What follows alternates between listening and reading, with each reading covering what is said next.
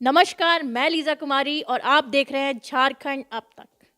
आज हम एक ऐसी महिला से मिलेंगे जिन्होंने हज़ारों महिलाओं को रोज़गार दे करके उनके चेहरे पे मुस्कान लाने का प्रयत्न करा है।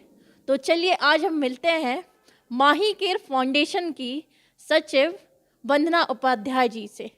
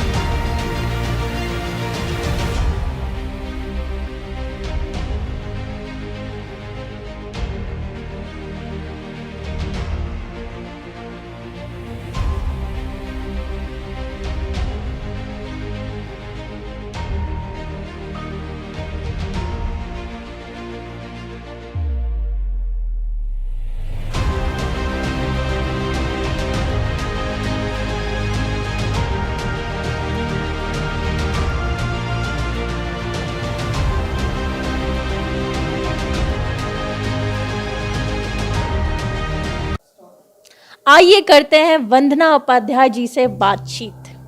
मैडम, शुरुआत कैसी रही? नमस्कार, मेरा नाम वंदना उपाध्याय है, को founder of Mahi care foundation. आपने जैसा सवाल किया है कि शुरुआत कहाँ से हुई। एक्चुअली माही केयर फाउंडेशन की शुरुआत जो है हमारे संस्थापक सर के द्वारा हुई, जो कि वो अनदर जगह पे इस काम को कर रहे थे। और उस सोच को जब मुझे पता चला, हमारे फ्रेंड सर्कल में कुछ लोग थे, हम लोग सबको जब ये सारी चीज़ें पता चली तो मुझे लगा कि रांची में इस तरह की सोच के साथ काम करना बहुत ज़रूरी है, क्योंकि यहाँ पे अंधविश्वास बहुत ज़्यादा है लोगों में। मैंने देखा था, मैं जहाँ भी जाती थी तो मुझे ऐसा लगता था कि लोग अंधविश्वास में इस तरह लिपटे हुए हैं कि लोगों को लगता है कि कुछ भी होता है तो लगता है उसने ऐसा कुछ कर दिया गया होगा या ऐसा कुछ हुआ होगा। या मासिक धर्म को लेकर भी मैंने देखा था कि लोग बात करना नहीं पसंद करते हैं। तो मुझे लगा कि मुझे इस पर काम यहाँ पर करना चाहिए।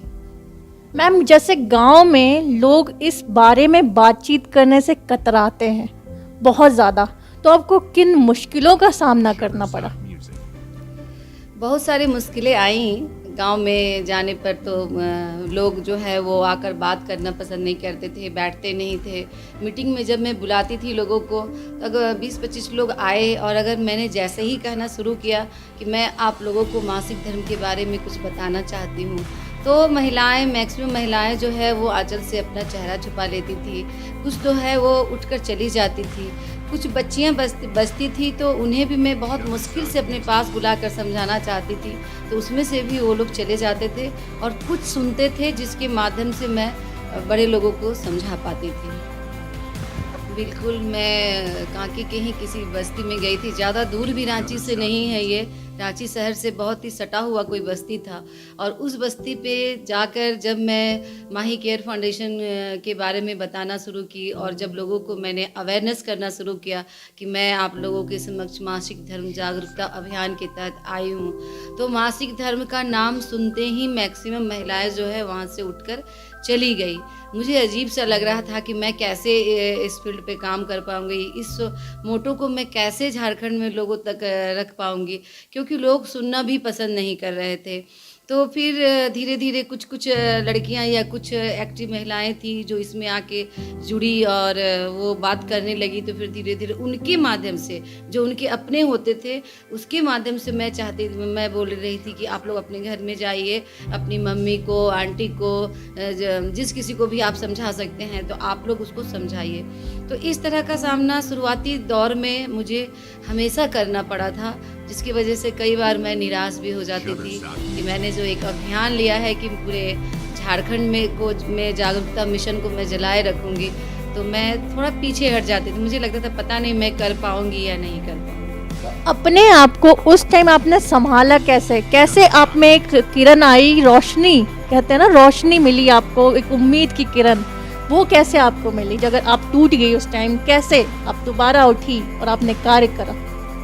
बिल्कुल, एक समय आया था जब मैं पूरी तरह टूट ही चुकी थी। मुझे लग भी नहीं रहा था कि मैं इस फील्ड पे जाके काम करूं और इस मिशन पे मैं काम करूं। लेकिन कहते हैं कि जब इंसान पूरी तरह टूट जाता है तो कुछ न कुछ जो रास्ता दिखाने के लिए कुछ न कुछ चीज़ें हैं जो वो मिल जाती है। तो उस वक्त हमारी टीम में कुछ ऐसी मतलब महिलाएं थी जो भी नई वो लोग आई हुई थी, जिसमें कि ममता जी, निशी जी, अलका जी, उन लोगों को भी ने काम शुरू किया। अच्छा, कितनी महिलाएं आपकी संस्था से जुड़ी हुई है? आज की डेट में तो 1,15,000 महिलाएं हमारी संस्था से जुड़ी है। जहां एक महिला को जोड़ना मेरे लिए मुश्किल था, वहां आज के दौर में 1,15,000 महिलाओं का जो कारवां है, ये सोचकर भी मुझे बहुत अच्छा लगता है कि चलिए अभी तो मेरा मिशन बहुत लंबा है, क्योंकि ऐसा नहीं है कि इतना के बाद टारगेट मेरा बंद है, क्योंकि अभी तो मुझे बहुत जगह काम करनी है, ना सिर्फ झारखंड, बिहार, भारत के अलग अलग राज्यों में भी मुझे इस पर काम करना है। और कुछ जगहों पे मैंने काम करना स्टार्ट भी कर दिया है, और कुछ जगह में अभी ऐसा भी है जहाँ की बिल्कुल भी नहीं पहुँच पाई हूँ। मैं ये पूछना चाहूँगी कि आपको किसी पार्टी ने या फिर सरकार की तरफ से कोई आर्थिक मदद मिली? नहीं, हमारी संस्था को आज तक किसी भी पार्टी या संस्था या किसी ने भी हमें किसी तरह का कोई आर्थिक सहयोग नहीं किया है, जबकि संस्था 3 साल हो गई है रांची में सर्वाइव करते हुए। और ये सारा कुछ हमारी महिलाएं और हमारे संस्थापक सर सब लोग मिलकर ही इस काम को अभी तक कर रहे हैं, और हमारी टीम ही कर रही है इस चीज़ को। आपने महिला सशक्तिकरण को बहुत ज़्यादा जोर दिया मैम। हाँ, महिला सशक्तिकरण तो मेरा मेन मोटो ही था। जब मासिक धर्म जागरूकता अभियान पे ही मैं काम कर रही हूँ, तो इतने बड़े टॉपिक पर अगर बात करने के लायक मैं किसी महिला को बना रही हूँ या महिला सुन रही है, और वो आज के डेट में पुरुष के सामने भी इस पर बात कर रही है, तो मेरे लिए तो सबसे बड़ा सशक्तिकरण यहीं पर आया। जो महिला बोल नहीं सकती थी, बता नहीं सकती थी, शर्मा जाती थी, भाग जाती थी, इस टॉपिक पे बात नहीं करती थी, आज हम लोग पुरुषों के सामने चाहे किसी के सामने भी महिलाएं बात कर रही है इस टॉपिक पे। तो पहला सशक्तिकरण तो यहीं पर हो गया। दूसरा, हमारी सैनिटरी पैड के माध्यम से महिलाएं जो इस पर वर्क करना शुरू की, तो इसके माध्यम से महिलाओं के हाथ में बहुत सारे रोज़गार मिले, जैसे पैकेजिंग का हो गया। आपको सैनिटरी पैड के माध्यम से भी जो एक तरह से हम लोगों ने प्रोत्साहन राशि देना स्टार्ट किया था कि अगर आप लोगों को जागरूक करेंगे तो संस्था के द्वारा आपको इतना प्रोत्साहन राशि मिलेगा। तो इस तरह महिलाओं की, जो महिला एक 100 रुपये नहीं कमा पाती थी, अगर वो 600, 1000, 1500, 2000 कमाने लगी, वो भी लॉकडाउन के टाइम में, तो मुझे लगा कि अब इससे जो बड़ा सशक्तिकरण कुछ नहीं हो सकता है। दोनों ही सिद्धांतों पे महिलाओं ने काम किया और आज सशक्त हो चुकी हैं महिलाएं हमारे ज़िले में। आज कारवा इतना आगे बढ़ चुका है, जब आप कभी बैठ के सोचती हैं इस बारे में, तो आप कैसा महसूस करती हैं?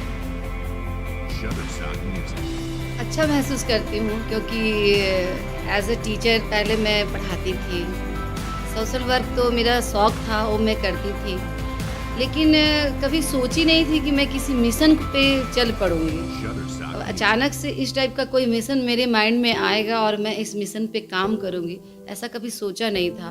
और इस मिशन पे जब काम किया और सबका सपोर्ट मिला, और ख़ासकर कोरोना में हम लोग जो हैं लोग निकल के लोगों को जागरूक करने के साथ साथ सैनिटरी पैड प्रोवाइड भी हम लोगों ने करवाया लोगों को, और मासिक धर्म अवेयरनेस कार्यक्रम को भी रखा। तो मुझे लगता है कि मेरी बहुत बड़ी उपलब्धि है ये। कोरोना लोगों के लिए तो बहुत ही ज़्यादा दुखदायक था, क्या आपके लिए वरदान साबित हुआ? बिल्कुल, मैं ये बात स्पेशली कहना चाहूँगी कि कोरोना जो है हमारे लिए वरदान साबित हुआ, क्योंकि 8 सितंबर 2019 को हमारी संस्था काम करना शुरू करी थी इस पर। हम लोग ने काम करना शुरू किया और 22 मार्च को लॉकडाउन, संपूर्ण लॉकडाउन लग गया उसके बाद से। तो ऐसे में हमारी महिलाओं ने भी काम करना बंद कर दिया और मैक्सिमम जो है काम जो है बिल्कुल ठप पड़ गया था। तो मुझे उस वक्त मेरा चूँकि सोशल वर्क भी चल रहा था, इंडियन रोटी बैंक के माध्यम से मैं लोगों को भोजन देने, राशन देने, प्रशासन के साथ मिलकर जाती थी। तब मैंने मैक्सिमम जो रांची का जो मेन इंटीरियर पार्ट होता है ना, वो मैंने रांची में उसी वक्त देखा और तब मैंने जाना कि मैं जो रांची जो है बहुत बड़ा, मतलब चारों तरफ से ये गाँव का ही देश है, सॉरी राज्य है ये, टोटली ये गाँव है। मतलब जो हमें दिखता है वो बहुत छोटा सा है, मतलब अंश है जो हमें मार्केट में, शहरों में दिख रहा है, लेकिन बड़ा पार्ट जो है वो बाहरी है। और जो कि कंदमूल खाकर, किसी तरह पत्ते खाकर, आप ऐसे ऐसे जगह रांची के जाएंगे, खूंटी वगैरह में आप जाके देखें तो महिलाओं के पास पहनने को वस्त्र नहीं होते हैं ढंग से, खाने को सही ढंग से खाना नहीं होता है। ऐसे बच्चे हैं जिसके पास दूध, तो वो लोग दूध तक को जानते भी नहीं है। तो फिर ऐसे जगह पे सोचिए कि एक तरह से ये जागरूकता मिशन और ये काम करना, फिर हमारी महिलाओं ने देखा कि मैम खुद रोड पर निकल कर काम कर रही है, तो उन लोगों ने भी काम करना स्टार्ट किया। और इस तरह माही केयर का जो सक्सेस का जो पॉइंट होता है ना, वो मेरे ख्याल से कोरोना के बाद से ही स्टार्ट। मैम, आपका रोटी बैंक वो किस प्रकार कार्य कर रहा है और आपने इसकी शुरुआत कब करी? इंडियन रोटी बैंक से मैं माही केयर फाउंडेशन से पहले से ही जुड़ी हुई थी, क्योंकि जो इसके जो मेन जो संस्थापक है वो तो लखनऊ में रहते हैं, बट मेरे भाई हैं राकेश जी, उन्होंने मुझे जोड़ा कि तुमको शौक़ है तो तुम काम करो। तो उसके बाद मैं इस संस्था से जुड़ गई। इस संस्था से जुड़ने के बाद कंटिन्यू एक भोजन देने का कारवा था कि हालांकि संस्था का तो मेन मोटो है, इसका मेन मोटो है कि सप्ताह में एक दिन ही आपको खाना खिलाना है। लेकिन जब आप खाना खिलाने लगते हो किसी को भी, या किसी गरीब के प्रति अगर आप कंबल वितरण करते हो, भोजन वितरण करते हो, राशन वितरण करते हो, तो लगता है कि एक दिन में किसी को क्या होगा। तो इस तरह से ये हमारा जो 3 साल, 3.5 साल तो इस काम को भी करते हुए हमारा मतलब हो गया है। और मैंने यहाँ पे बहुत सारी महिलाओं को भी इसमें भी जोड़ा है जो मेरे साथ मिलकर काम करती है। अभी आपको कुछ समय पहले ही राज्यपाल द्वारा पुरस्कार मिला है कोरोना वॉरियर, उसके बारे में आप क्या कहना चाहेंगे? राज्यपाल से अवार्ड पाना अपने आप में एक गरिमा वाली बात होती है और मुझे खुशी है कि मुझे राज्यपाल से अवार्ड मिला। और मैं जिस मोटो पे काम की, महिला सशक्तिकरण पे, स्वस्थ बिटिया स्वस्थ भारत पे, या कोरोना के टाइम में जो मैंने लोगों को भोजन दिया, राशन दिया, तो इस तरह के काम करके मुझे संतुष्टि मिली। और साथ ही साथ राज्यपाल से अवार्ड पाकर मुझे और भी ज़्यादा खुशी हुई। और मैं लोगों से भी कहूँगी कि आप लोग जब भी किसी भी तरह की विपत्ति आती है तो सारे लोग मिलकर जो है वो समाज का जो है वो कल्याण करें। चलिए, बहुत बहुत धन्यवाद मैम। तो आपने अभी सुना वंदना जी ने क्या बोला। कैमरा पर्सन दीपक के साथ लीजा कुमारी, झारखंड अब तक।